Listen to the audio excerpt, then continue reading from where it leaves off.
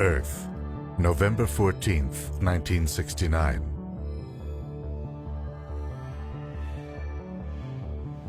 Three astronauts, with spacesuits, food, water, and a battery of scientific and communications equipment, prepared to fly to the moon. Thousands gathered at the Kennedy Space Center in Florida, including President and Mrs. Richard Nixon, to witness the historic launch.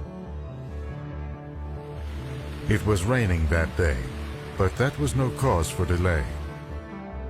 The ship that would carry them into space was designed to launch in any weather. But how would it respond to a powerful electrical storm now gathering above the launch pad? That was just the beginning of the incredible journey of Apollo 12.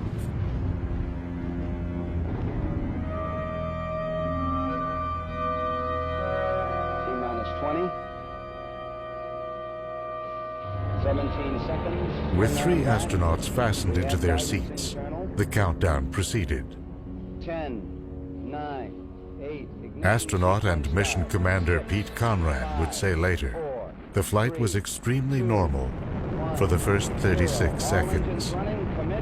Liftoff. We have liftoff, 11:22 a.m. Eastern Standard Time.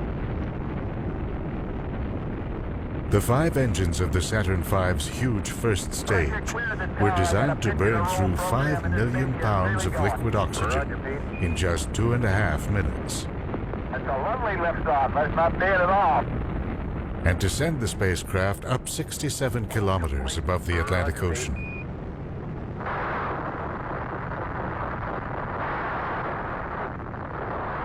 Mark 1 Bravo.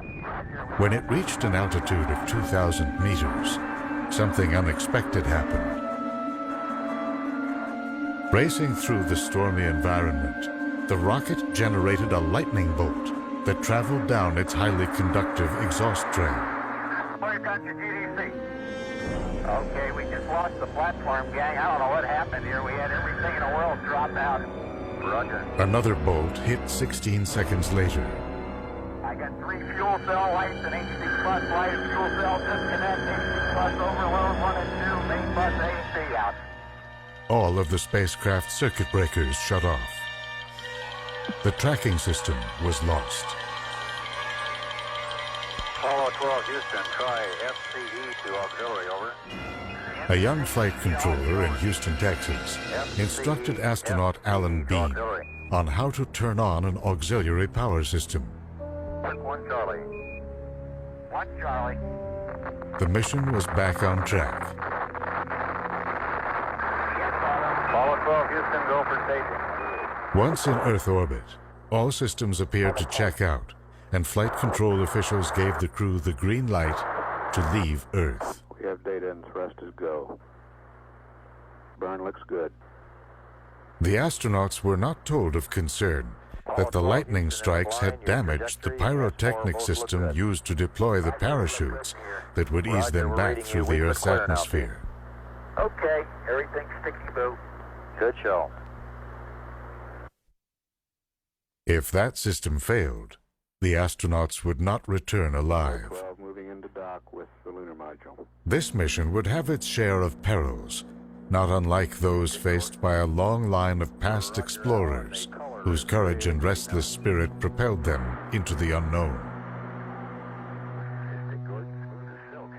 This one, however, was backed by years of technology development, test flights, astronaut training, and the largest support team back home that any mission ever had. But hundreds of thousands of kilometers out in space, the three astronauts were pretty much on their own. What made Apollo 12 unique was the friendship and chemistry of its crew. Conrad, Bean, and Richard Gordon were all Navy men, working and training together on the Gemini program. They had gained each other's respect and trust. Now hurtling across more than 400,000 kilometers to the moon, they prepared to fulfill the mission's goals. One was to set up a scientific station designed to record seismic, atmospheric, and solar data. Another was to visit an unmanned lunar probe called Surveyor 3 that had landed there 2.5 years before. The idea was to bring back a part to study the effect of the lunar environment.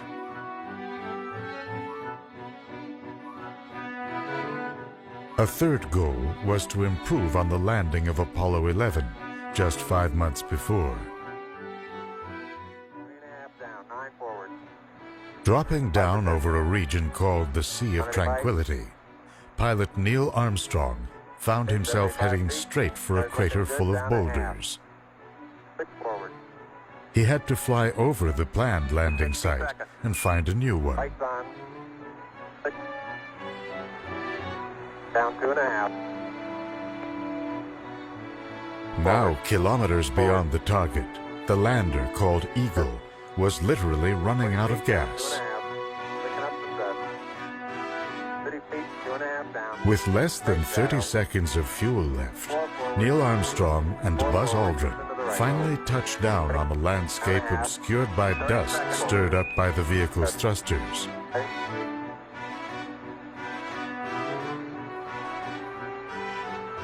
Contact light. Okay, engine stop. ATA at a descent. Post control, both auto, descent engine command over. Houston, Tranquility Base here. The Eagle has landed.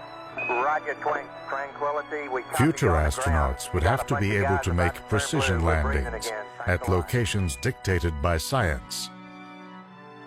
That meant they would have to touch down on landscapes filled with all kinds of rocks and craters.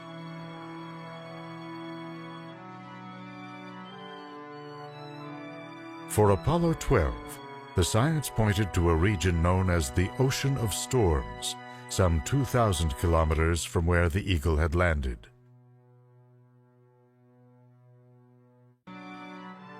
Here, the landscape is dark, from lava that cooled to form its flat expanse billions of years ago. Within it, an impacting asteroid had hollowed out Copernicus Crater, perhaps showering the region with rocks blasted out from deep underground. To sample this geological treasure trove, the astronauts sought to land at a series of smaller craters about 45 kilometers away.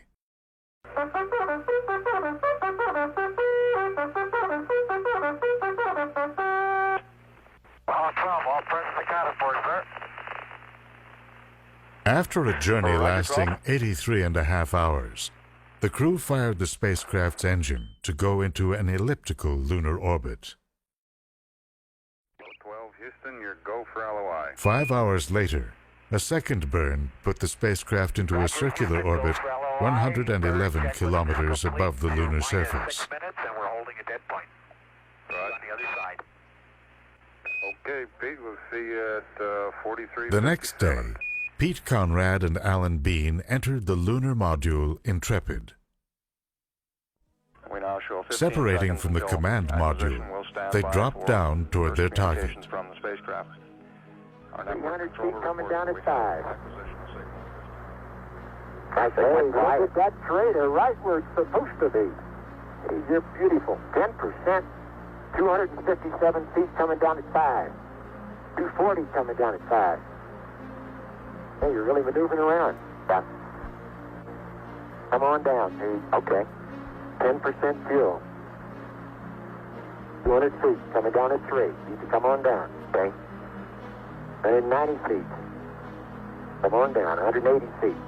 9%. You're looking good. Get some dust before long. 130 feet. 124 feet, Pete. 20 feet coming down at 6.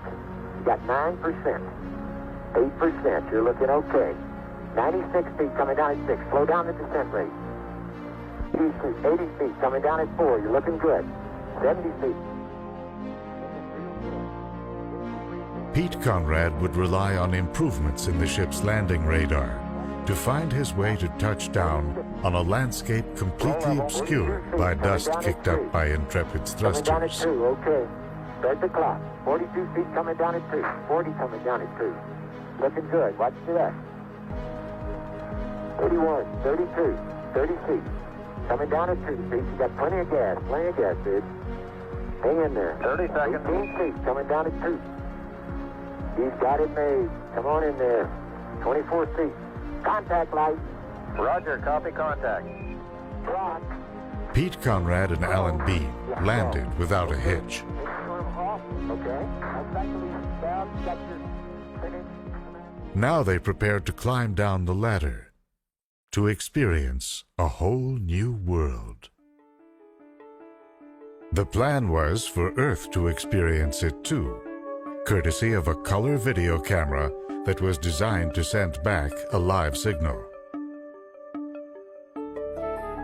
Conrad was careful to keep it pointed away from the sun to protect its sensitive imaging tubes. Unfortunately, it caught the glare from Intrepid's shiny surface and blew. Back on Earth, the television networks canceled their coverage.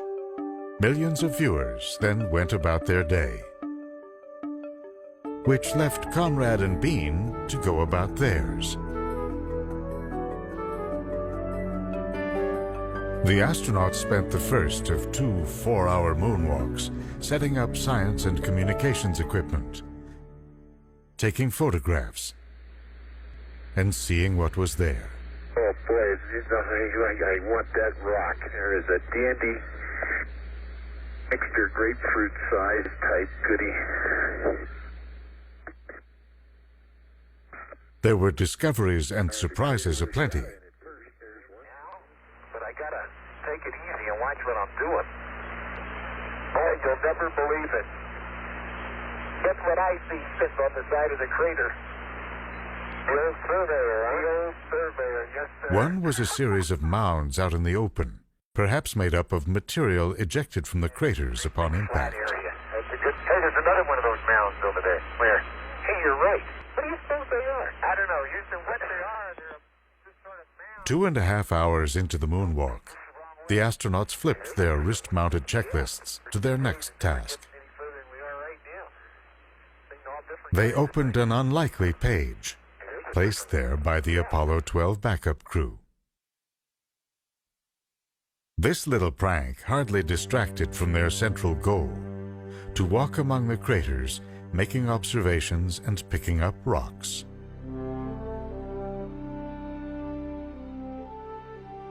That was part of a major, unheralded scientific quest of the Apollo program, to find clues to where the moon came from. At the time, there were 3 leading theories. The so-called fission theory, championed by George Howard Darwin, son of Charles Darwin, held that the moon was once part of the Earth, cast off by the rapid spin of its young parent. That might explain the Pacific Ocean, a giant hole in the Earth's surface. Then there was the capture theory, which held that the moon was a wayward object that floated through our solar system and was pulled into orbit by Earth's gravity. A third idea came from the American astronomer Thomas Jefferson Jackson See, known at the time for his attacks on Einstein's theories. He suggested that the moon formed near Earth and gradually fell under its gravitational spell.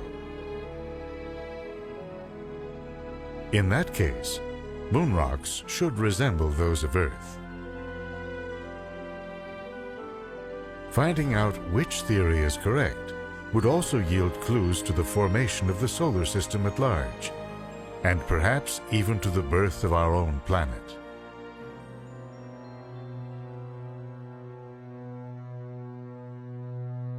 Day 2 on the moon. Neither Conrad nor Bean had been able to get much sleep. Excitement got the best of them. The pair now left Intrepid for a second and final moonwalk. The suits they wore had been built for spending time on the moon's surface, with 5 layers stitched together to maintain constant temperature and air pressure. Because direct exposure to the sun could heat the suits to 120 degrees Fahrenheit, the innermost layers circulated water around the astronaut's body to keep him cool.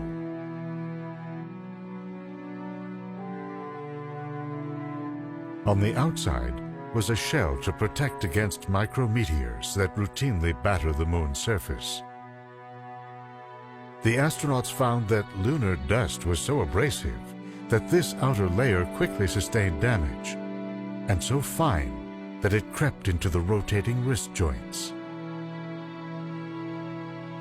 The plan was to move out along the edge of Surveyor Crater and pay the probe a visit. Along the way, there were pictures to take, samples to collect, coring tools to drive into the ground. It was a world filled with optical illusions and strange juxtapositions. The lunar landscape appears monochromatic, a bright gray. With no atmosphere, the light is harsh, with shadows cast in deep black. But close up, the moon offers a variety of rich and colorful details owing to its tumultuous past.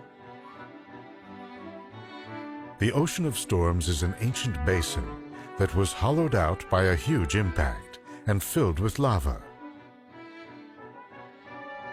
Finally, the team arrived at Surveyor. They cut off select components to take back to Earth. Scientists would make a surprising discovery. Lodged in the camera was a colony of bacteria. Did it sneak into the component upon its return to Earth? Or had it somehow survived for 2.5 years on the moon? To this day, no one knows the answer to this intriguing question. Okay, let's head for Blocky Crater. Okay. One final stop remained. Block Crater, where a basketball-sized impactor had exposed the lunar bedrock, leaving a wealth of new samples. Let's get a sample of that rock. Yeah, let's do. I think it's going to be... One rock they picked up is known as creep, for potassium, rare earth elements, and phosphorus.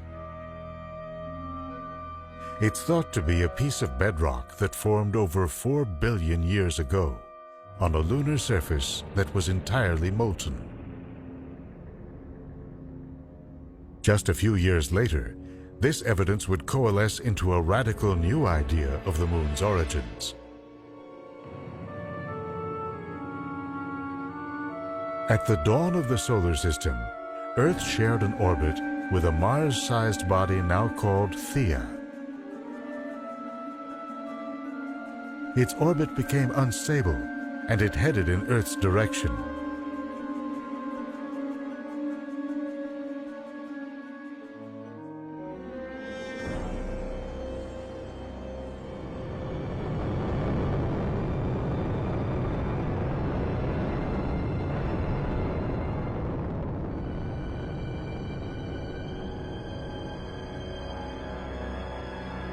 When the dust settled, the debris began to coalesce in Earth orbit, forming the moon. The moon then comes primarily from the outer layers of the Earth and Theia. That's why overall, the moon is less dense than Earth.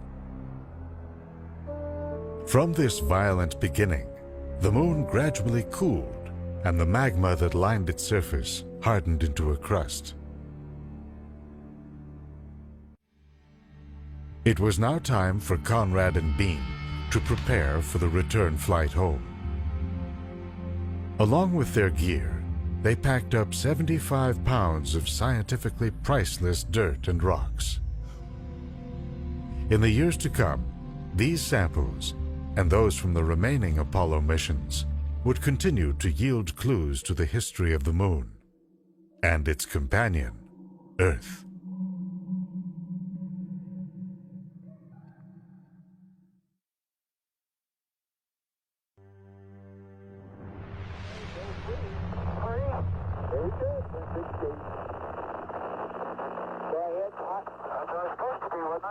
Even as Conrad and Bean lifted off from the Moon, there was still more science to do. Okay, it looks pretty stable to me. I think so, huh? Huh? I want to pitch it down just a little bit. Oh, okay. Let the dynamics die out just a little. Okay. It's hardly moving at all. Yeah, with the target, I want to come down a little bit. Okay. The lander rose up to join the command module, Okay, I'm getting it down there with the attitude. docking flawlessly. Okay. Go ahead. You ready to retract? I'm ready to retract. Okay, Charlie Brown. Here you go. Okay. Conrad and Bean transferred their samples and equipment.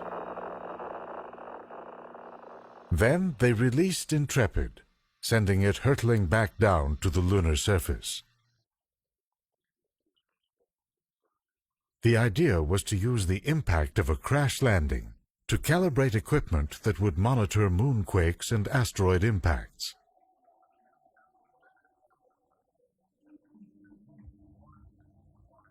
When it hit, the impact resonated like a bell for over half an hour as seismic waves rippled through the Moon's interior. There was one more thing left to do: get home safely. Just before arrival, they gazed at a brilliant scene of Earth moving across the sun.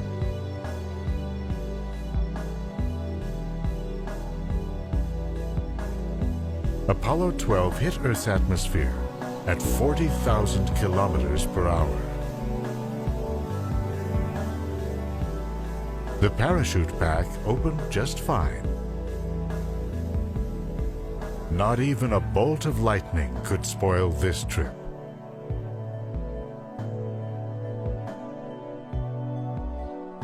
The crew of Apollo 12 had shown how it's done, even adding flair to efficiency and precision. Well, almost. At splashdown, Alan Bean got beamed by a camera that had not been secured. His 5 stitches would be forgotten.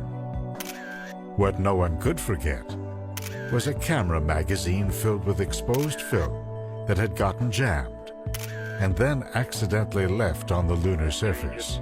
To one of the existing cameras. Well, I got some bad news for you. Some good news. In the first place, the third magazine was a color magazine, and all it had on it were some shots that were... Conrad, Bean, and the other astronauts of Apollo will go down in history as the first to step off our planet.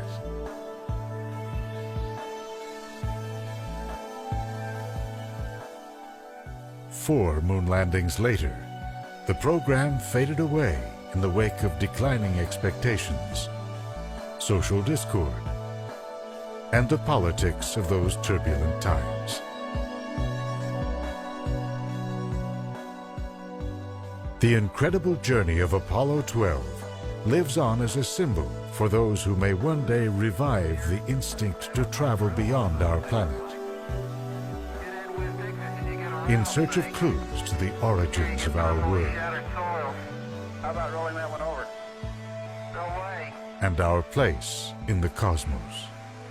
Wow, what a place. What a view, isn't it, John? It's absolutely unreal. We really come up here, Tony. It's just spectacular. I have never seen it.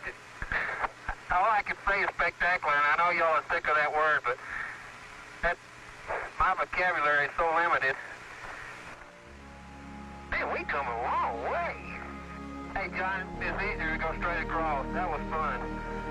Well, I'm ready, Joe.